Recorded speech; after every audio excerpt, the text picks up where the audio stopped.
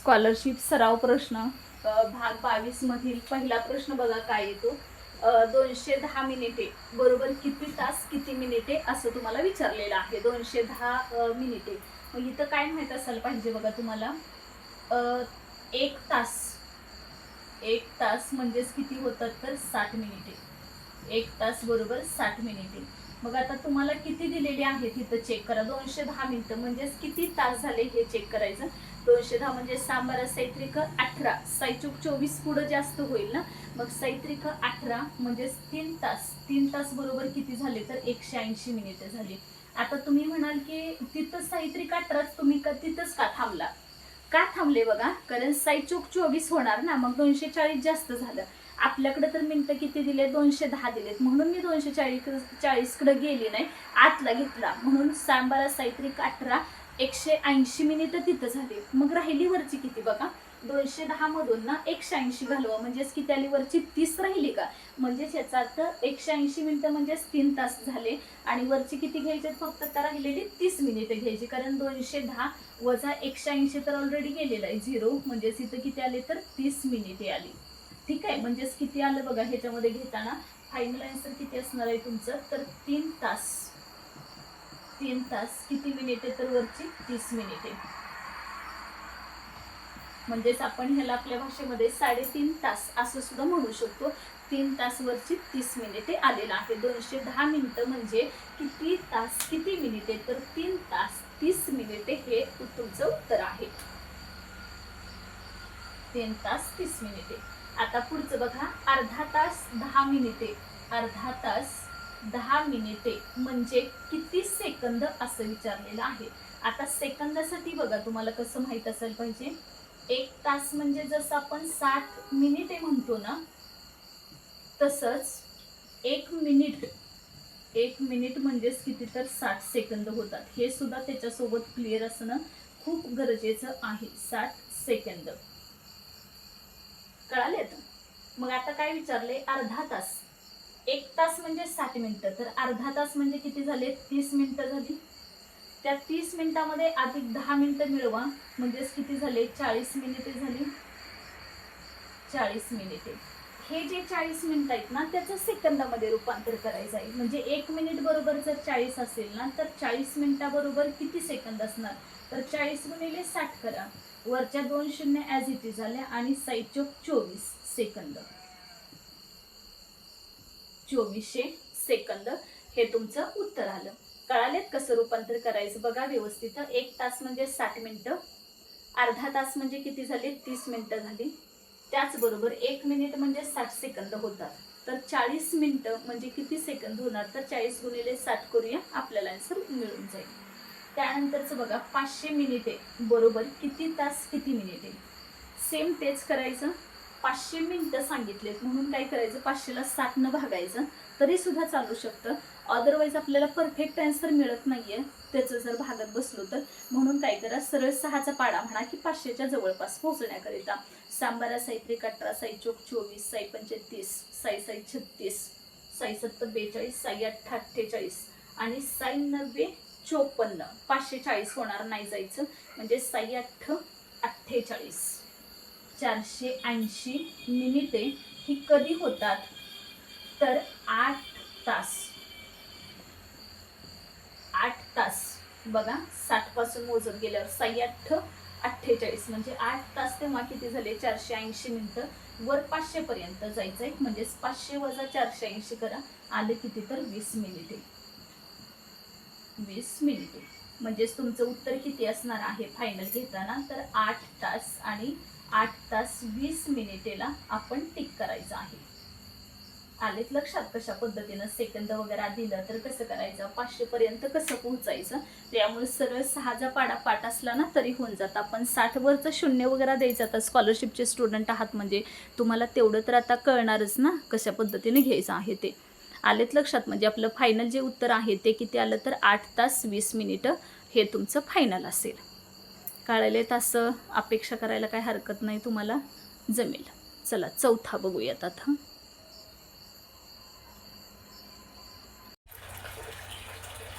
पाचवा प्रश्न बघा काय दिलाय, वाच प्रश्न. पी क्यू आर गुणिले 3 बरोबर क्यू क्यू क्यू मध्ये क्यू या अंकाची किंमत किती? बरं, तुला काय वाटतं या गणितामध्ये, तुला काय कळालं, काय करायला पाहिजे असं वाटतंय बघ बरं. मला वाटतं की पी क्यू आर त्यांची किंमत वेगवेगळी असणार ती माहित नाही आपल्याला, बरं, पण त्यांचा गुणाकार मात्र समान आहे. त्याला गुणिले 3 केल्यानंतर ते सगळं समान होते. मग आता बघा क्यू क्यू क्यू मध्ये या क्यू या त्याच्या अंकाची किंमत किती आहे. समज आपण ह्या क्यू ची किंमत जर आपण 5 ठेवली तर एक ठेवून बघूयात आपण किती येतं ते. आता इथे तर आपल्याला डायरेक्ट सोडवायला येणार नाही, त्याच्यामुळे आपण ऑप्शन घालून बघूयात. क्योंकि तर गुणाकारात आहे की नाही, हेच जरी उजव्या बाजूला गेलं तर काय होणार, भागाकार. बरं, आता मी जर तिथं क्यू क्यूच्या ठिकाणी 5 ठेवलं बघा, 5 5 आणि 5 ठेवलं का, तर ह्या 3 न गुणायचं का भागायचं त्याला, भागायचा का? हा. मग आता जर ह्यानं भागलं तर सांग मला भाग. 5 3 1 3 हा 2 हा 5 हा परत कितीनं जाणार परत, 8 हा 3 8 24 हा 3 8 24 हा 5 4 गेले, एक आणि उचलून घेतला किती 5, 3 5 15. आता मला सांग हे 0 0 आलं का. आता इथं आपण घेतलं होतं किती मधली संख्या 5 आणि इथं किती आलंय 8 आलंय का. का क्यूच्या ठिकाणी आपण किती 5 धरून म्हणलं होतं का नाही. मग इथं येताना पी क्यू आर घेताना आपल्याला काय यायला पाहिजे होतं, 5 यायला पाहिजे होतं का नाही.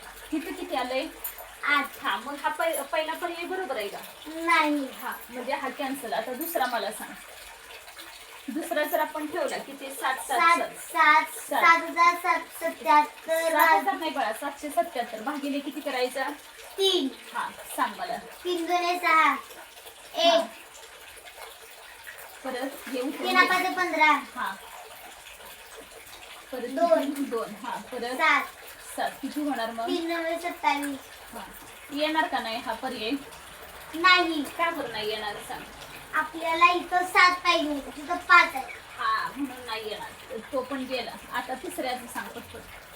4,444 हा भागिले 3 हा सांग. 3 1 3 हा 1 हा 4 3 12 3 4 12 हा 2 हा 4 हा 8 हा 24 24 येणार का नाही हा पर्याय. येणार. हा का बरं येणार सांग बरं. मधली संख्या 4 पाहिजे होती, तिथं आहे. आली बरोबर का, म्हणजेच आपल्याला क्यू ची किंमत बरोबर किती येणार, क्यू ची किंमत 4. हा बरोबर आहे बाळा, हे ओके क्यू चे. मग ही संख्या काय झाली बघ, पी क्यू आर म्हणजे काय आलं, पी क्यू आर बघ गुणिले किती 3 आणि बरोबर क्यू क्यू क्यू होतं का, तर आपल्याला कोणता पर्याय आला 4. क्यू तिथं बरोबर येते 4 4 4 आलं का, आणि इथं किती गुणिले 3 आणि पी म्हणजे 1 आला, क्यू म्हणजे 4 आलं आणि 8 आलं. आलं का लक्षात. म्हणजे 148 गुणिले 3 केल्यावर अक्षर किती येणार उत्तर त्याचं 444. आला का नाही लक्षात. हो. कळालंय का आता. हो. हा मग आता पर्याय क्रमांक किती बरोबर आहे आपला, तिसरा. हा समजलंय ना आता व्यवस्थित. हो वाचा आता. या उदाहरणातील भाजक 3 ने वाढवून भागाकार केल्यास भागाकार कितीने कमी होईल. हा आता मला सांग, अगोदर त्याचा भागाकार आपल्याला माहिती आहे का किती येणार आहे ते. नाही. तोंडी कळतोय तुला, तोंडी किती येणार सांग. 505. हा 505 का तर 12 पंचे 60 आणि परत नुसतं 6 उतरून घेणार ना, बरोबर का. मग आपल्याला इथं 6060 भागिले 12 बरोबर किती आलं होतं 505 आलं होतं. आता ते काय म्हणताय, भाजक 3 ने वाढवून, भाजक 3 ने वाढवला म्हणजे किती न येणार, मग भाजक 3 ने वाढवला म्हणजे कुठली संख्या वाढवली 15. म्हणजेच परत आपण कितीला. टीचर मला हे विचारायचंय का आपण 2 भागिले 4 केले काय, कुठं 2 भागिले म्हणजे बेदून विचारून तू उदाहरण हो बेदून 4 जे आपण 2 घेतले त्याला काय म्हणायचं, त्याचं भागाकार एकाही संख्या करून घे. हा त्याला काय म्हणायचं, हा त्याला भाज्य म्हणायचं आणि बाळा हे भाजक झालं म्हणायचं. ज्यानं भागतो का नाही त्याला भाजक म्हणायचं. हा मग भाजक 3 ने वाढवून. हा भाजक म्हणजे 12 होतं का नाही हे, तर भाजक 3 ने वाढवलं म्हणजे 15 केलं का, तर भागाकार कितीने कमी होईल सांगितलंय. संख्येचा भागाकार किती येतोय त्याचा पण तोंडी करायचा. 15 चोक 404. हा आणि परत किती 6 404. हा 404 आलं का लक्षात.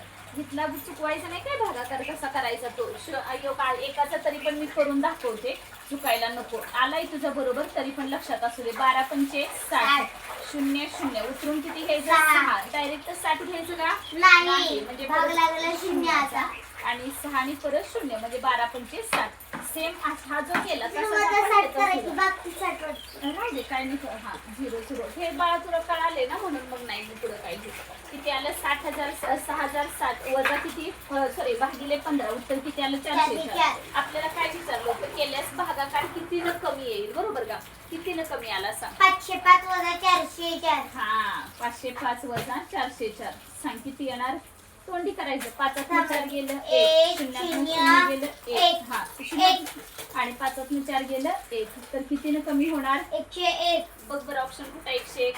दुसरा. हा किती क्रमांक किती आहे त्याचा? दुसरा.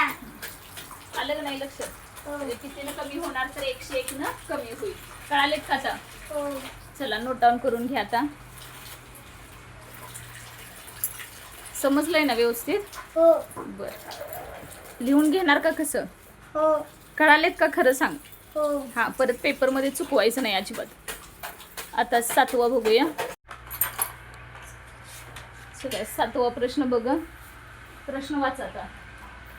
1 ते 100 मध्ये अशा किती 2 अंकी संयुक्त संख्या आहेत की ज्यांच्या एकक स्थानी 9 हा अंक आहे? बोला संयुक्त संख्या कुणाला म्हणायचं? मूळ संख्या सोडून. बरं मूळ संख्या सोडून. मग 1 हे मूळ संख्या आहे? मूळ संख्या नाही. मग 1 धरायची संयुक्त मध्ये? नाही. नाही धरायची. का नाही धरायची? कारण की एकही मूळही नाही संयुक्तही नाही बरं, आणि मग ते आता- समही नाही. हा आणि मग 1 ते 100 मध्ये अशा किती 2 अंकी संयुक्त संख्या आहेत की ज्यांच्या एकक स्थानी 9 हा अंक आहे? 2 अंकी पाहिजेत. मग पहिली संख्या सांग मला जिचे एकक स्थानी 9 आहे असं. 19. 19. हा बोल पुढं. 29. हा 29. फक्त कधी एकक स्थानी 9 हा अंक वाचला पाहिजे. 39. हा 39 बाळा. हा संयुक्त संख्येत बाळा. नाही टीचर तसं नाही, नंतर चुकलं आपण का? सिलेक्ट करूया की ज्या संयुक्त बरं, संख्येत ठीक आहे, नंतर तसं सिलेक्ट. करूया. बरं मग सगळ्या 9 9 वाले सांगतेस का अगोदर? हा. बरं, ज्यांचे एकक स्थानी 9 आहे तर सगळ्या सांग. परत त्याच्यात 39. बाजूला काढू. हा 39 पुढं. 49. हा 59. हा 69. हा 79. हा 89 89 आणि 99. झाल्या का? एवढ्याच ना 2 संख्या हो. पाहिजे होत्या. मग त्याच्यातल्या काही संयुक्त संख्या. मग ही कसली आहे सांग? मूळ संख्या ही हा, त्यामुळे म्हणजे ती नाही. नाही येणार. हा दुसरी. ही पण मूळ संख्या आहे. हा पुढचं. 39 ही हा येणार. हा 49. 49.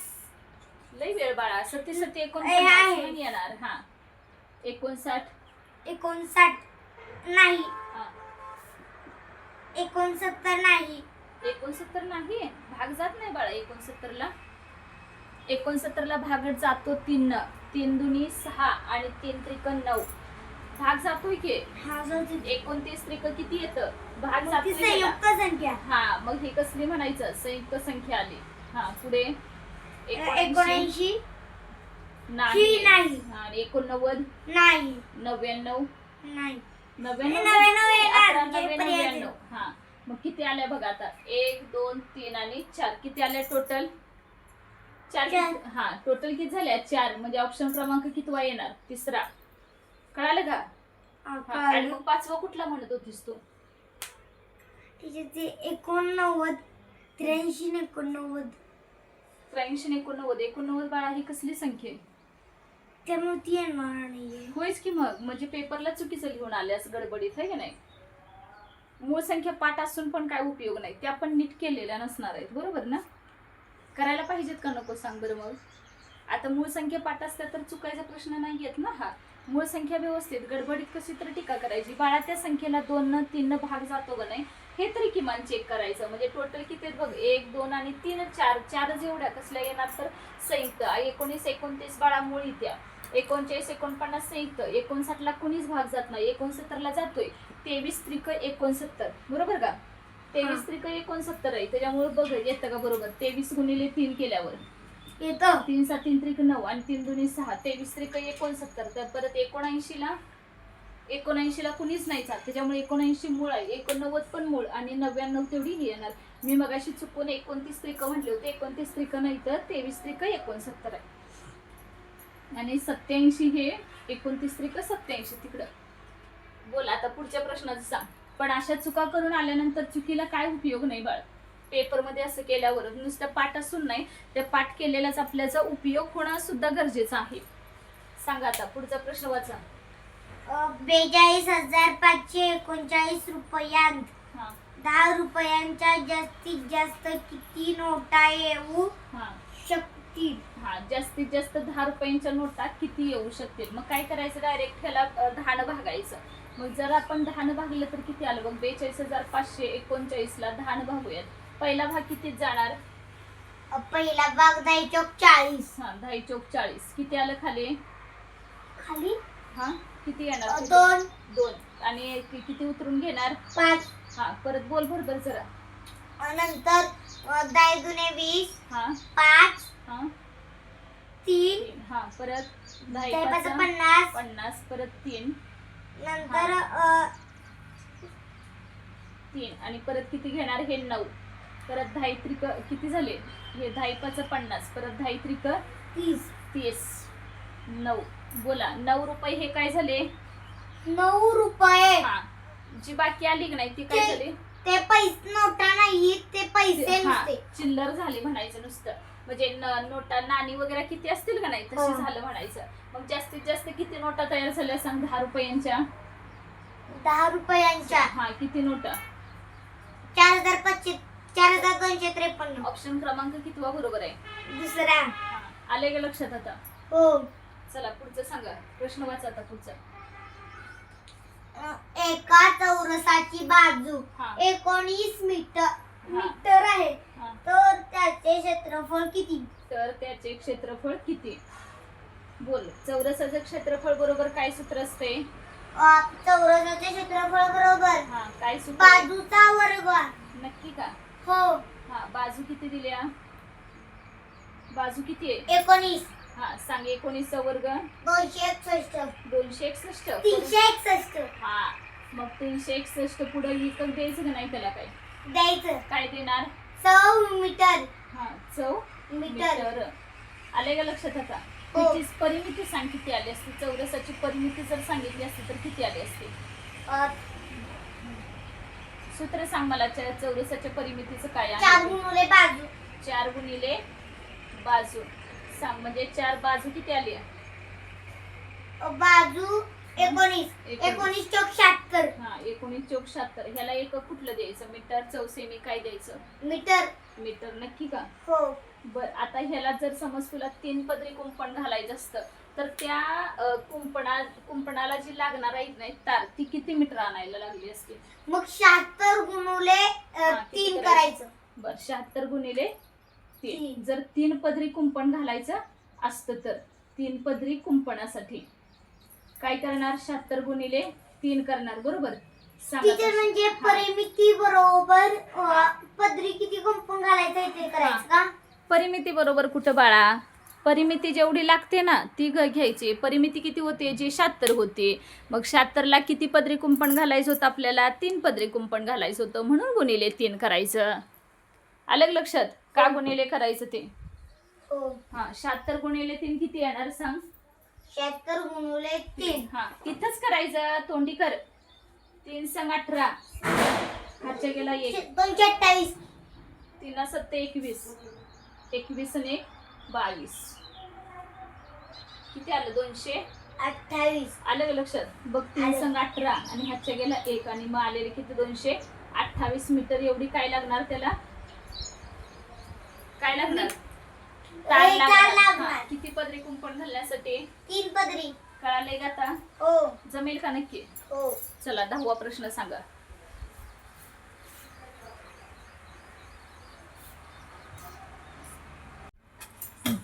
वाच प्रश्न.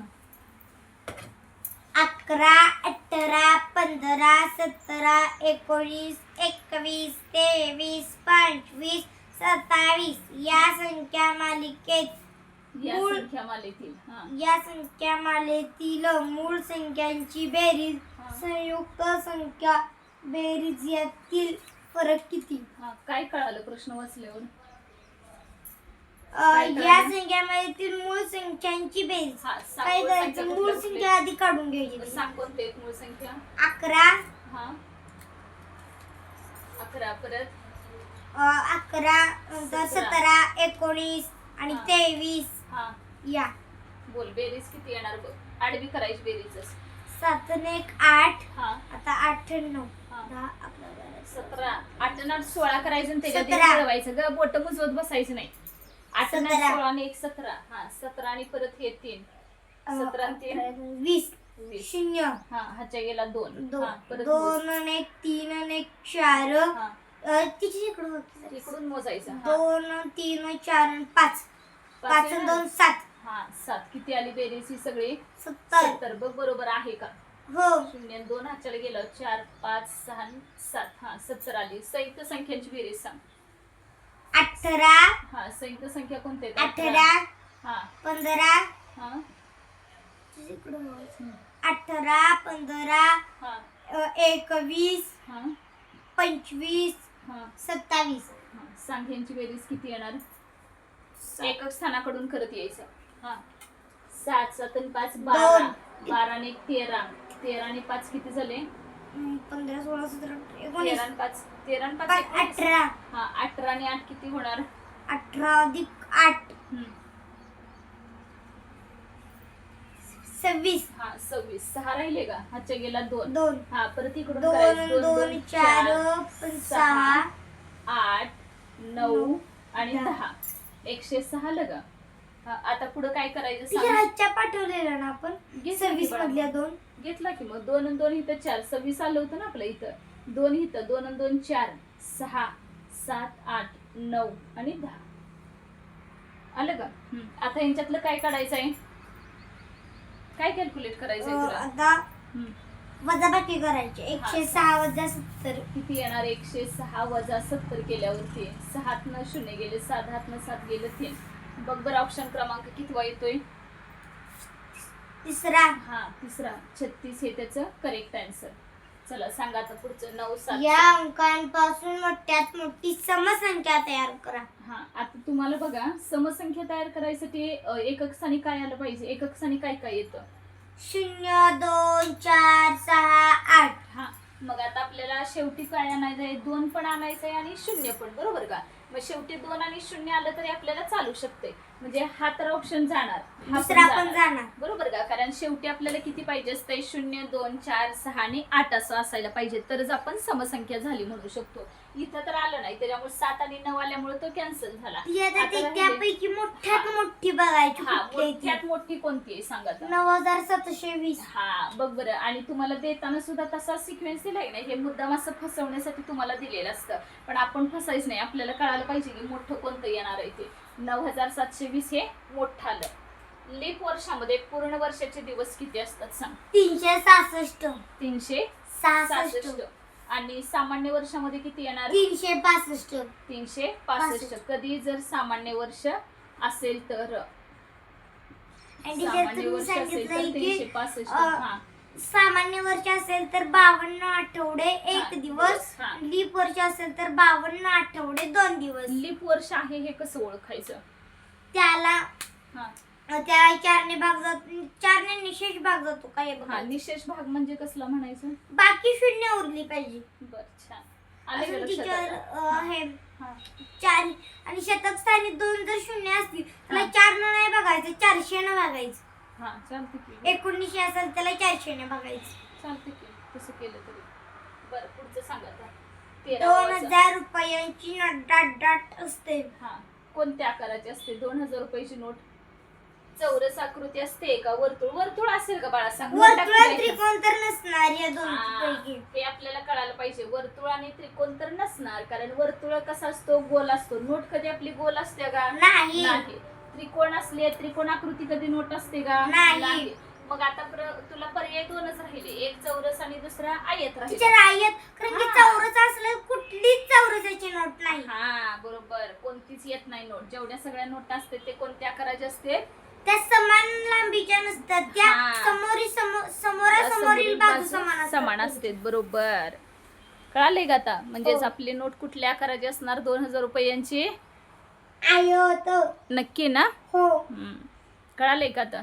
हो नोट डाऊन करून घेणार का कसं? घेतो. बर, मला सांग मूळ संख्यांच्या जोड्या किती इथं? जोडमूळ संख्यांच्या 8. कुठल्या कुठल्या आहेत सांग? 2 3. 2 3 जोडमूळ आहे. नाही 2 3 नाही. हा 5 आणि 7 11. 5 7 पहिली होतं. 3 5. 3 5. हा 5 7. हा 11 आणि 13. हा आठव पटपट. 17 19. हा 29 31. बरोबर आहे. पुढं 41 43. छान. हा अजून कोणतं? 61 61 आहे ना? 63. नाही, 59 61. 59 61. 61. हा पुढं आठव पटपट. कुठली 71 73. 71 73. हा. 8 झालं का? किती जोड्या असतात एकूण? 8. नक्की आता लक्षात राहील ना? हो कळाले का? खरं सांग. हो बरं ठीक आहे, चला आता कितवा 14वा प्रश्न बघूयात. लिहून घेणार आहे का कसं? इरेज करू घेणार. बोर्डवरचं इरेज करू का? प्रश्न लिहिलेत करा. बरं, लिहिलेत का प्रश्न? उत्तर तुझं तू काढायचं. ते एकदा समजावून सांगितलंय तुम्हाला. तुम्ही करा पुढचं. बोला. एक ग्रोस बरोबर किती डझन येणार? 12 डझन. एक ग्रोस बरोबर किती? 12. एक ग्रोस म्हणजे 144 हा कागद. बर, 144 कागद म्हणजेच किती डझन झाले? 12. 144 आलं. 12चा वर्ग 144 आहे. बर, मग आता एक ग्रोस म्हणजे किती डझन होणार? तर 12 डझन होणार. मला सांग, 12 कागद म्हणजे किती डझन असतात? 1 डझन. 1 डझन. बर, आणि एक रिम म्हणजे किती कागद असतात? 480. बर, एक दस्ता म्हणजे किती कागद? 24. एक दस्ता म्हणजे 24. बर, 24 कागद म्हणजेच किती डझन झाले? 2 डझन. बर, छान. चौरसाला सांग मला, शिरोबिंदू किती असतात? 4. 4. हा, कसं काय सांग 4? दाखव मला, काढून दाखव इथं कसं काय 4 असणार ते.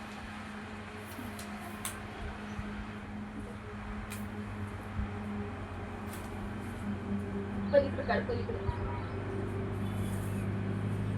हा काढा.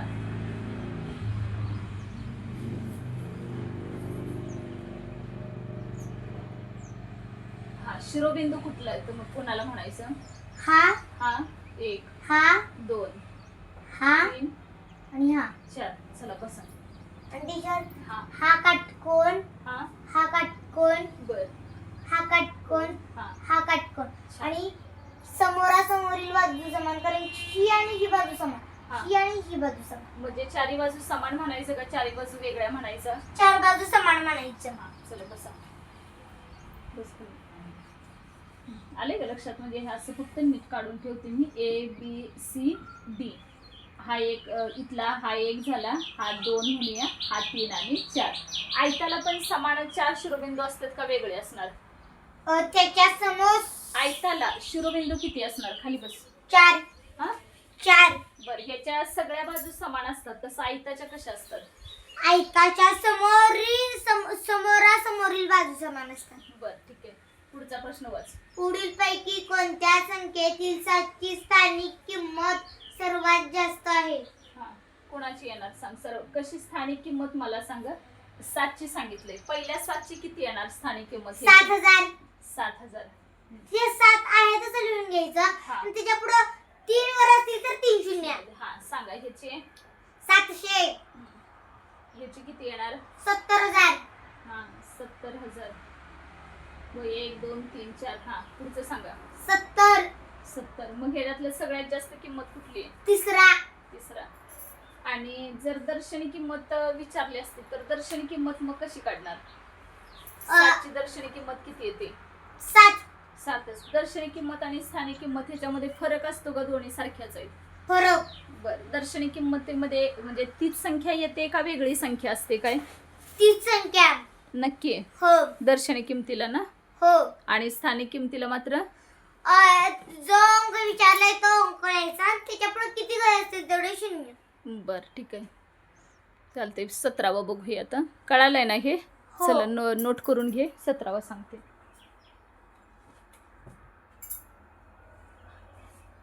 प्रश्न नुसतं लिहून घेऊ. हा, प्रश्न लिहून घ्यायचं, तुमचं तुम्ही सोडवायचं. ठीक आहे? झालं लिहून. हां, झालं लिहून. बरं बरं, ठीक आहे. 17वा प्रश्न बघा काय दिलेला आहे. अपूर्णांकाच्या संदर्भातलाच आहे तो पण. 1/2 अधिक 2/3 दिलाय. परत 3/4 अधिक 1/2. इथं एकाचा सुद्धा छेद समान केलेला नाही. तर एकाचा पण छेद जर समान नसेल ना तर कशा पद्धतीने सोडवून घ्यायचं हे वरच्या ह्याचा आन्सर आहे ॲक्च्युली. जर छेद समान, एक पण छेद समान नाहीये तर कसं करायचं? आणि एवढे 2 2 3 3 दिलेले आहेत तर मग तेवढा वेळ आपल्याकडे नसतो. इथे एक स्मार्ट टिक वापरायची. काय लक्षात ठेवायचं बघा, 2 3 4 आणि 2 जो छेद आहे की नाही तर छेदाला की नाही अशी एक संख्या शोधायची की तीच ह्या चौघांच्या पण पाड्यात असली पाहिजे. म्हणजे 2च्या पण पाहिजे, 3च्या 4च्या, ह्या 2च्या, म्हणजे सगळ्यांच्या पाड्यात असलेली अशी एक संख्या शोधा. की लहानात लहान असली तरी सुद्धा काही प्रॉब्लेम नाही, पण त्या सगळ्यांच्या ह्याच्यामध्ये असायला पाहिजे. आता ह्याच्यातली बघा 2 बेसख्ख 12, परत 3 चौक 12, 4 त्रिकोण 12 आणि परत बेसख्ख 12, म्हणजे 12 ही सगळ्यांच्या. जर आपण 6 घेतली तर 4च्या पाड्यात 6 नाही. जर मी 9 घेतली तर ही 4च्या आणि 2च्या पाड्यात नाहीये. त्याच्यामुळे कोणती आपल्याला बेस्ट वे राहील तर 12 ही संख्या राहील. मग काय करूयात बघा, जर आपल्याला 12 शोधली आपण तर 1/2 गुणिले किती केल्यानंतर 12 येऊ शकतं हा विचार करायचा. खाली 6 म्हणजेच वर सुद्धा कितीनं करायचं? 6 अधिक इथं पण सेम करायचं. 3 गुणिले किती केल्यावर 12 येऊ शकतंय? 4. मग जर खाली केलं तर वरती पण मल्टिप्लाय करायचं. अधिक परत पुन्हा 4 गुणिले इथं किती करायला लागणार? 3. तर वर सुद्धा 3 गुणिले 3 करूया. परत अधिक पुन्हा काय करायचं? इथं 2 गुणिले 6 करूयात. म्हणजे सेम इथं सुद्धा 1 गुणिले 6 करूयात. ठीक आहे, आलेत लक्षात? काय करायचं तेच. पहिल्यांदा काय करायचं, जे छेदामध्ये दिलेल्या संख्येत ना त्या संख्यांच्या पाड्यामध्ये सगळ्यांच्या ह्याच्यामध्ये ना अशी एक संख्या पाहिजे की सगळ्या पाड्यामध्ये आली पाहिजे. ते म्हणजे सगळ्याच्या खालच्या संख्येत का त्या संख्यांच्या जे अंक आहेत त्या अंकांच्या पाड्यामध्ये आली पाहिजे अशी संख्या शोधायची. आपण शोधलेली कोणती? 12 ही सगळ्यांच्या पाड्यात येतं. ठीक आहे, मग 12 ही सगळ्यांच्या येत्या म्हणून आपण काय केलं तर हे खालीचे 2 दिलाय. 2ला कितीनं गुणल्यावर 6 येते. मग आपला नियम काय असतो, जर अंशात गुणलं तर आपण छेदाला सुद्धा त्या संख्येनं गुणून घ्यायचं. म्हणून हे अशा पद्धतीने केलं. आता सगळ्यांचा बघा छेद 12 येतोय का? बेसख 12, 3 चौक 12, 4 त्रिकोण 12, बेसख 12, सगळ्यांचा छेद समानाला काही प्रॉब्लेम नाही. इथं किती झाले? 1 गुणिले 6 6 अधिक 2 चौक किती झाले? 8 अधिक 3 त्रिकोण 9 आणि अधिक आलेलं हे 6. सगळ्यांची बेरीज बघा किती झाल्या? 6 6 12 13 14 किती झाले? 6 आणि 8 किती? 14. 14 आणि 9 किती होणार बघा? 14 आणि 9 23. 23 आणि 6 परत 29 आलं का बघा? 29/12 हे त्याचं करेक्ट आन्सर असेल.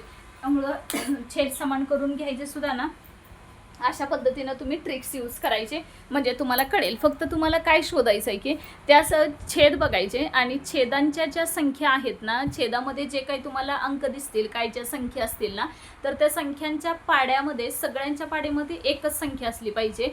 त्या संख्येनं सगळ्यांना हे करून घ्यायचं. म्हणजे ती संख्या तिथं येण्यासाठी समजा आता आपण किती घेतली होती? सगळ्यांच्या पाड्यामध्ये 12 आहे म्हणून आपण 12 घेतली ना, बरोबर आहे. मग इथं आता 2 आहे. पहिला जो अपूर्णांक दिलाय ना तिथं 2 आहे. मग 2ला काय केल्यानंतर 12 येऊ शकतं? तर 6 गुणल्यावर. म्हणून जर छेदाला गुणलं तर अंशाला पण गुणायचं. परत पुन्हा दुसरा किती? 3 आहे. तर 3ला कितीनं गुणल्यावर येऊ शकतं? 4 म्हणून अंशाला पण 4 गुणायचं, छेदाला पण. तिसरा पण परत कितीनं? 3 छेदाला पण गुणायचं, अंशाला पण गुणायचं. परत चौथ्या ह्याला 1/2 आहे. तिथं पण 12 आणायचं आहे. ऑलरेडी आपल्याकडे 2 आहे तर 2ला 6 गुणलं की 12 येणार. मग वर सुद्धा सेम तीच प्रोसिजर करायची. आणि मग तिथनं पुढं काय तुमच्या लक्षात आहेच आहे की सगळ्यांचा छेद समान असल्यामुळं काय करू शकतो आपण तर छेदामध्ये 12 लिहायचं. वर अंशांची सगळ्यांची बेरीज आहे म्हणून आपण बेरीज करून टाकली. किती आलेली आहे तर तुमची एकूण किती झाली तर 29/12 हे तुमचं करेक्ट आन्सर असेल. आलंय लक्षात कसं सोडवायचं होतं ते. चला 18वा बघूयात आता. नोट डाऊन करून घ्या व्यवस्थित. 18वा देते.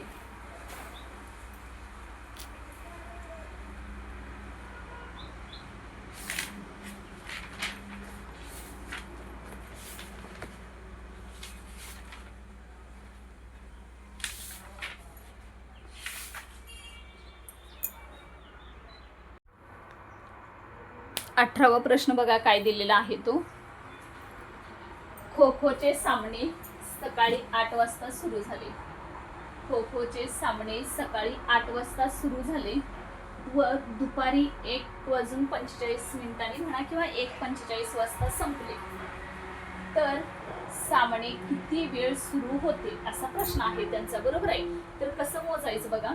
इथं 5 तास 30 मिनिटं, 5 तास 15 मिनिटं, 5 तास 45 मिनिटं आणि 5 तास 50 मिनिटे दिलेलं आहे. कसं चेक करायचं, कसं सोडवायचं. जे 8 वाजता सुरू झाले, 8 ते 9, 9 ते 10, 10 ते 11, 11 ते 12 आणि 12 ते 1. बरोबर. किती झाले बघा. 8 ते 9 1, 9 ते 10, 10 ते 11, 11 ते 12 आणि 12 ते 1 झाले का बघा 5 तास. बरोबर आहे. जरी असं नाही जमलं तर तुम्ही असं मोजताना 8 ला सुरू झाले म्हणजे 8, 9, 10, 11, 12 आणि 1, तर कुठला तर 1 पकडायचा. जर 8 पकडलं तर 1 सोडायचा, 1 पकडला तर तुम्हाला 8 सोडायचा. असं करून जरी तुम्ही बोटावर मोजलं ना तरी सुद्धा तुम्हाला हे जमू शकेल. बरोबर आहे. 8 किंवा असं मांडणी करायला एवढा एक्झामला वेळ नसतो, पण मी तुम्हाला हे पण माहीत असावं. आणि बोटावर मोजताना जर तुम्ही बोटावर मोजलं ना तर कसं मोजणार. 8ला जर आपण पकडलं तर 8, 9, 10, 11, 12 आणि 1 म्हणजे 6 झाले का. तर 6 न घेता तिथं 5 करायचं. आणि कारण इथं कसं होतं की 8 ते 9 1 तास होणार, 9 ते 10 दुसरा, 10 ते 11. त्याच्यामुळे एक तर 8ला तर सोडा किंवा 1ला तर सोडा, एकच कुठला तरी धरायचा. स्टार्टिंगचा तर आकडा धरायचा किंवा लास्टचा तरी धरायचा. त्याच्यामुळे किती झाले हे 5 तास झाले का. 1 2 3 4 हे सगळे किती झाले तर 5 तास. आणि वरचं किती तास चाललेला आहे 1 नंतरचं 45 म्हणजेच 5 तास 45 मिनिटे खेळ चालला. जो काही तुमचा सामना होता ना तर तो सामना एवढा वेळ सुरू होता 5 तास 45 मिनिटं. मग ऑप्शन क्रमांक किती आहे बघा तर तिसरा आहे. आणि चौथा येण्याचा प्रश्नच नाही ना. 50 मिनिटं होतात कुठं, 30 मिनिटं 15 मिनिटं काही संबंधच नाही ना. कारण शार्प 8ला सुरू झालाय आणि परत 1:45ला म्हणजेच 8 ते 1 5 तास झाले आणि त्याच्यानंतरचं 45 मिनिटं झाली. ठीक आहे. कळालंय कसं सोडवायचा आहे तो. पुढचं बघा. आता 6 तास 52 मिनिटे बरोबर किती मिनिटे होणार असं तुम्हाला दिलेलं आहे. 6 तास 52 मिनिटं. मला सांगा आता 1 तास म्हणजेच किती मिनिटे झाली बघा. 1 तास म्हणजेच किती 60 मिनिटं. ठीक आहे. म्हणजे 6 तास म्हणजे किती मिनिटं होणार. 6 तास बरोबर 1 तास म्हणजे जर 60 मिनिटं असतील तर 6 तास म्हणजे किती होणार. 366 म्हणजे 300 म्हणजे आपण काय करायचं 6 गुणिले 7 करूया म्हणजेच 360 मिनिटे झाली. पुढं काय विचारलंय अधिक 6 तास 52 मिनिटं बरोबर किती मिनिटं झाली. म्हणजेच ह्या 360 मध्ये परत किती मिळवायचं तर 52 मिळवूया. म्हणजेच 2 6 आणि 5 11 आणि हे आलेलं 412 म्हणजे टोटल मिनिटं किती झाली तुमची तर 412 एवढी मिनिटं झाली. त्याच्यासाठी तुम्हाला बेसिक काय पाहिजे 1 तास म्हणजे किती मिनिटे होतात हे कन्सेप्ट फक्त तुमची क्लिअर होऊ द्या. बाकीचा काही प्रॉब्लेम येत नाहीये. नेक्स्ट आहे बघा. शिक्षक दिन बुधवारी आला असेल तर बालदिनी कोणता वार येईल असा त्यांचा प्रश्न आहे. शिक्षक दिन कधी बुधवारी आलाय बरोबर आहे. तर मग बालदिन कधी येणार. एक लक्षात ठेवा शिक्षक दिनाचं आणि बालदिनाचं जर एकाच वर्षात आले असतील ना तर 100% ज्या दिवशी शिक्षक दिन येतो ना तर त्याच दिवशी बालदिन येतो. काल पण मी सांगितलं होतं बघा तुम्हाला की कधी कधी एकाच दिवशी येतात. तर स्वातिबाशी लक्षात ठेवा. स्वातंत्र्य दिन जो 15 ऑगस्टचा असतो तो, त्यानंतरचं टिळक पुण्यतिथी, लोकमान्य टिळक पुण्यतिथी म्हणतात ना तर ते लोकमान्य टिळक पुण्यतिथी, परत म्हणजेच बालक दिन किंवा बालदिन म्हणा सॉरी बालदिन बालिका नव्हे बालदिन आणि शिक्षक दिन. शिक्षक म्हणाले मी शिक्षण नव्हे. हे काय असतात तर एकाच दिवशी सगळे येतात. मग शिक्षक दिन जर बुधवारी आला ना तर बालदिवस म्हणजेच थोडक्यात काय 5 सप्टेंबरला शिक्षक दिन असतो बरोबर आहे. 5 सप्टेंबरला शिक्षक दिन हा जर बुधवारी आला ना तर 100% ओळखून जायचं की 14 नोव्हेंबरला जो बाल दिन असतो तो सुद्धा कधी येणार आहे तर तो सुद्धा बुधवारीच येणार आहे. हे 100% आपण गृहीत धरून जायचं. आलेत लक्षात. स्वातिबाशी हे पाठ करून ठेवायचं. कळालेत. स्वातंत्र्य दिन, टिळक पुण्यतिथी, त्यानंतरचा बालदिन आणि शिक्षक दिन हे सगळे एकाच वर्षामध्ये असतील ना तर एकाच दिवशी येतात. आले असतील क्लिअर. कळाले असतील आता कशा पद्धतीनं काय काय सेम असतं ते पाठ करून टाका तुम्ही, त्याच्याशिवाय ह्याला काही पर्याय नाही. जमलेच पाहिजेत, यायलाच हवं, ह्याच्यात काय आपण एक्सक्यूज नाहीच आहे. खो खोचे सामने वगैरे हे सारखे पेपरला प्रश्न असतोच असल्या पद्धतीचा, म्हणजे मिनिटावरचा वगैरे, मिनिट म्हणा, कॅलेंडर म्हणा, ह्याच्यावरचा हमखास एक तरी प्रश्न असतोच. त्यामुळे तुम्हाला कसं मोजायचं आहे मी सांगितलंय. 8 ते 9, 9 ते 10, 10 ते 11, 11 ते 12, 12 ते 1 वगैरे कशा पद्धतीने मोजून घ्यायचं. बऱ्याच वेळा तर ते पेपर एवढ्या वाजता सुरू झाला, एवढ्या वाजता सुटणार आहे, मधली विश्रांती, तर पेपर किती वेळ चालला, तर त्यावेळेस ना मधल्या विश्रांतीचं कधीच धरायचं नसते. कारण त्यांनी काय विचारले तुम्हाला फक्त की पेपर किती वेळ चालला असं विचारलं, तर विश्रांती नाही त्याच्यामध्ये पकडायची. समजा आता तुमचा पहिला पेपर 11ला सुरू झाला आणि 1:30ला संपला, परत 1 तासाची मध्ये जर परत सुट्टी दिली ना आणि दुसरा पेपर मग किंवा 1 तास असू दे किंवा 1.5 तास, आणि जर समजा दुसरा पेपर तुमचा 3ला सुरू झाला आणि 4:30ला संपला, तर ते मधला विश्रांतीचा काळ नाही पकडायचा. ठीक आहे, म्हणजे हे अगोदरचे 1.5 तास आणि 11 ते मधला जो काही 1.5 तासाचा वेळ म्हणजे विश्रांतीचा वेळ फक्त पकडू नका. जो पेपर तुमचा 1.5 म्हणा 2 तासाचा काय असेल ना, तोच फक्त ह्याच्यामध्ये ग्राह्य धरायचा असतो. कारण ते रेस्टचं काही उपयोगाचं नसतं ना.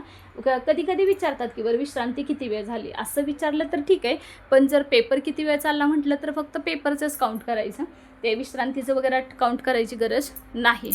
चालतंय, थांबूयात, व्यवस्थित नोट डाऊन करून घ्या आणि सॉल्व करा आता.